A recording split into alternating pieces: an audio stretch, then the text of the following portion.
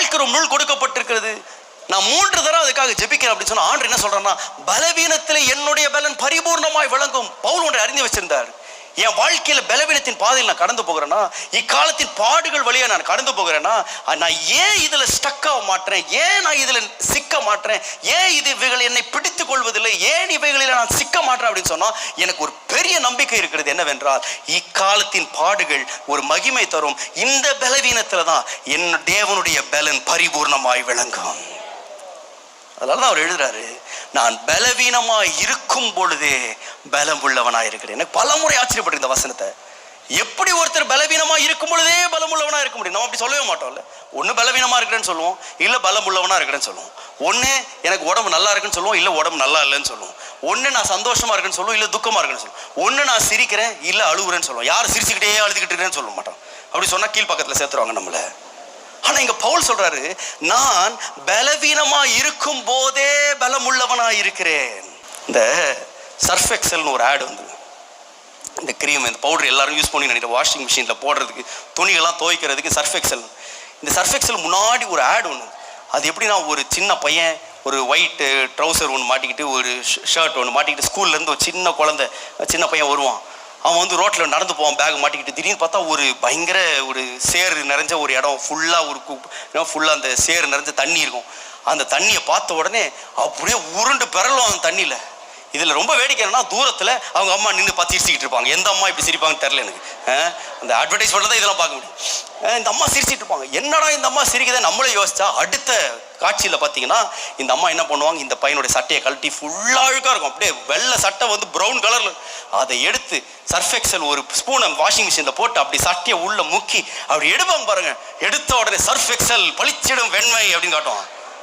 இதே இது இப்போ நீங்கள் போட்டிருக்கிற சட்டையை அப்படியே அழுக்கே இல்லாமல் உள்ள போட்டு எடுத்து சர்ஃப் எக்ஸல் பளிச்சிடும் வெண்மணி யாராவது வாங்குவீங்களா? சர்ஃப் எக்ஸல்ல வாங்க மாட்டோம். அந்த சர்ஃப் எக்ஸலுடைய வல்லமையை அவன் நிரூபிக்கிறதுக்கு எது தேவைன்னா கடைசியில் போடுவான் பார்த்தீங்களா, சர்ஃப் எக்ஸல் கரை ரொம்ப நல்லது.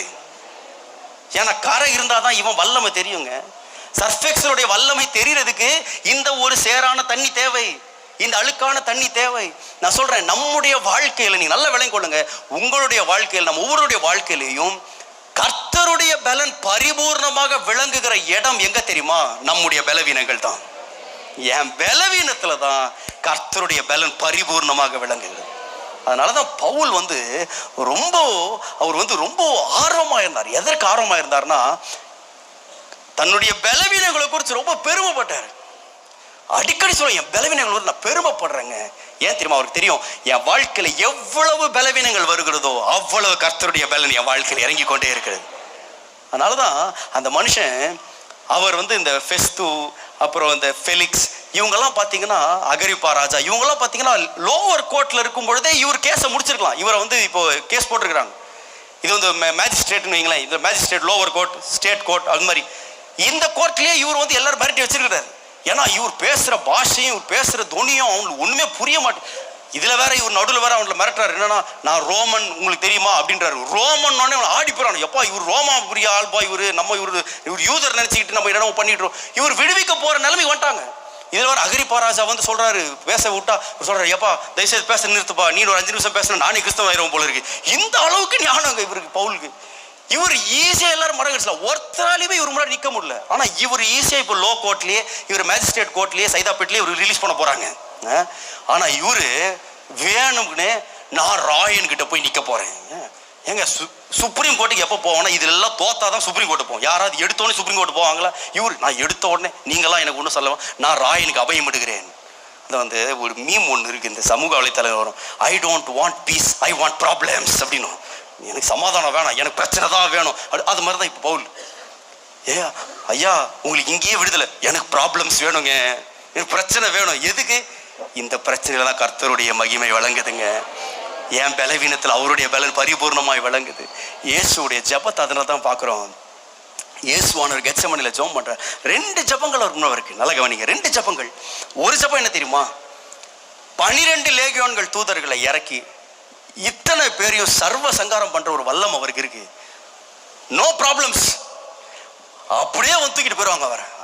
ஆனா இந்த பக்கம் ஒரு ஜபம் இருக்கு. என்ன ஜபம்னா, ஆண்டவரே உம்முடைய சித்தம் ஆக கடவுது. ஆனா இந்த ஜபம் பண்ணா ஃபுல் ப்ராப்ளம்ஸ், ஃபுல்லா பாடுகள். நான் யோசிச்சு பார்க்குறேன், நம்ம எல்லாரும் இந்த 2 ஜபங்களுக்கு நடுவில் நம்ம நின்றுட்டு, ஒருவேளை உங்களுக்குலாம் நம்ம எல்லாருக்கும் ஒரு வல்லமை இருக்குன்னு வைங்களேன். 12 லேகியோன்கள் இறக்குற வல்லம் இல்லைனாலும் அட்லீஸ்ட் ஒரு தூதன் இறக்குற வல்லமை நம்மளுக்கு ஒரு வேளை இருந்துச்சுன்னா, அந்த தூதன் பரலோகத்தையே போயிருக்க மாட்டான், திரும்பி நம்ம வீட்டிலே தான் சுற்றிட்டு இருந்திருப்பான், விட்டுருவே மாட்டான் அவரை. ஆனால் இங்கே ஆண்டவருக்கு 2 ஜபம் இருக்குங்க. ஒரு ஜபம் பண்ண 12 லேகியோன்கள் தூதன் இறங்கிடுவாங்க, நோ ப்ராப்ளம்ஸ். ஆனால் இந்த பக்கம் ஒன்று இருக்கு, என்ன ஜபம் தெரியுமா? ஆண்டவரே உம்முடைய சித்தம் நிறைவேற கடவுது. அப்படின்னா என்ன அர்த்தம்னா, போட்டு அடி சாட்டையால் அடிக்க போறாங்க, முள்கிழத்தை வைக்க போறாங்க, முதுகை உழுதவனுடைய நிலத்தை போல மாத்த போறாங்க. ஆனா இத்தனைக்கும் அவர் அந்த ஜபத்தை பண்றாரு. இந்த ஜபத்தை பண்ண பாடுகளே கிடையாது, ஆனா இந்த ஜபம் பண்ண ஃபுல்லா பாடுகள். ஆனா இந்த பாடுகளுக்கான ஜபத்தை ஏன் செய்தார் தெரியுமா? ஆண்டவருக்கு தெரியும், இப்ப நான் அனுபவிக்கிற இந்த பாடுகள் இனிமேல் வரப்போகிற ஒரு மகிமைக்கு ஒப்பிடத்தக்கவே அல்ல.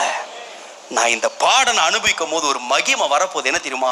இந்த சாக்ரிஃபைஸ்னால, இந்த பலியினால, என்னை பலியாக நான் ஒப்பு கொடுக்கிறதுனால இந்த உலகம் முழுவதற்கும் ஒரு மன்னிப்பு உண்டாக போகிறது. ஒரு ரட்சிப்பிற்கு ஏதுவான ஒரு பாடா இது மாறப்போகிறது. நான் கேட்கிறேன், இன்றைக்கு நம்முடைய ஃபோக்கஸ் என்னங்க? இன்றைக்கு நம்முடைய நோக்கம் என்ன? இன்றைக்கு ரொம்ப வேதனை என்னவென்றால், ஒரு சபையாக, ஒரு கிறிஸ்தவர்களாக, நாம் தேவனை அறிந்த பிள்ளைகளாக சில வேளை நான் யோசிப்பேன், நம்ம ஃபோக்கஸை மறந்துட்டோமோ, நம்முடைய நோக்கத்தை மறந்துட்டோமோ? தேவன் ஏன் நம்மை ரட்சித்திருக்கிறார்? நல்லா விளங்கிக் கொள்ளுங்க. தேவன் ஏன் நம்மை தெரிந்து கொண்டார்? நமக்காக அவர் ஏன் சிலுவையில் ரத்தத்தை சிந்தி இன்றைக்கு உங்களையும் என்னையும் அவர் ஏன் விலைக்கிரயம் கொடுத்து வாங்கியிருக்கிறார்னா, ஒரே ஒரு நோக்கம் தான். என்ன தெரியுமா? ஒரு நாளிலே தேவன் நம்மை அவருடைய மனவாட்டியாக ஆண்டு நம்மை அழைத்திருக்கிறார். இதுதான். நீ நல்லா விளங்கிக் கொள்ளு. நாம் கிறிஸ்தவர்களாக அழைக்கப்பட்டதற்கு வேற காரணமே கிடையாதுங்க. நம்மை தேவன் ஒரு மனவாட்டியாக உருவாக்கி கொண்டிருக்கிறார். நம்ம எத்தனை பேர் இன்றைக்கும் அதை நம்ம உணர்ந்திருக்கிறோம்? நான் இன்றைக்கு சபைக்கு வருவதற்கு காரணம் என்ன? தேவன் என்னை மனவாட்டியாக உருவாக்கி கொண்டிருக்கிறார். நான் ஏன் இன்னும் விசுவாசத்தை நிலைச்சிருக்கிறேன்? தேவன் என்னை மனவாட்டியாக உருவாக்கி இந்த நோக்கம் நம்மை விட்டு போய்விடும் என்றால், நம்ம இந்த பாடுகளை ரொம்ப பெருசா பார்ப்போம். ஐயோ, இந்த உலகத்துல இவ்வளவு பாடுகள் இருக்கு. நீங்க இந்த பொதுவாகவே இந்த திருமணத்துல நீங்க பாத்தீங்கன்னா, சண்டை இல்லாம ஒரு திருமணம் முடிஞ்சிருச்சுன்னா அது உலகத்தின் 8வது அதிசயமா தான் இருக்கும். பாதி திருமணங்கள்ல எதுக்கு சண்டை போடுறானுங்கன்னே தெரியாது. பாதி நேரம் எதுக்கு சண்டைனா, சாப்பாடு இல்லைன்ற ஒரு சண்டை. பாதி பேர் என்ன மாதிரி ஆட்கள் லெக் பீஸ் இல்லைன்னா ஒரு சண்டை. நான் சண்டை போட்டதெல்லாம் கிடையாதுங்க, பட் சொல்றேன், மனசு ரொம்ப வலி.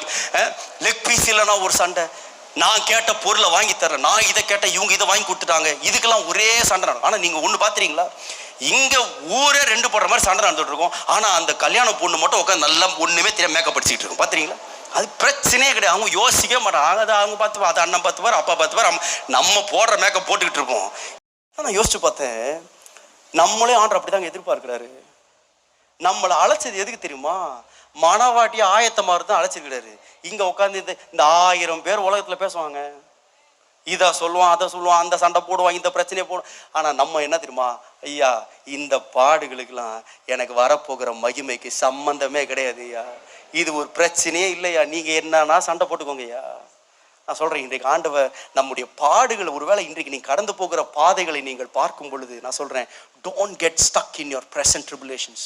இன்றைக்கு நீங்கள் கடந்து போகிற இந்த பிரச்சனைகளை கண்டு நீங்க பயப்படாதீங்க. அதனால தான் ஆண்டவர் சொன்னாரு, இக்காலத்து பாடுகள் இனி நம்மிடத்தில் வெளிப்படும் மகிமைக்கு ஒப்பிடத்தக்கவைகளே. நான் சொல்றேன், எப்பேற்பட்ட பாடா இருக்கலாம். நான் சொல்றேன், நீங்க வேதனைப்படாதீங்க, நீங்க கவலைப்படாதீங்க, அதுல ஸ்டக் ஆயிடாதீங்க. ஒரு சின்ன பிரச்சனை வந்த உடனே, உங்கள் நிகழ்காலத்துல இன்றைக்கு நீங்க கடந்து போகிற பாதைகளில் ஒரு சின்ன பாடு வந்த உடனே அப்படியே அதிலே மூழ்கி போயிடாதீங்க. நான் சொல்றேன், நம்முடைய தேவன் அதை காட்டிலும் மேன்மையான ஒரு மகிமையை நமக்கு வைத்திருக்கிறார். ஹல்லேலூயா, ஹல்லேலூயா.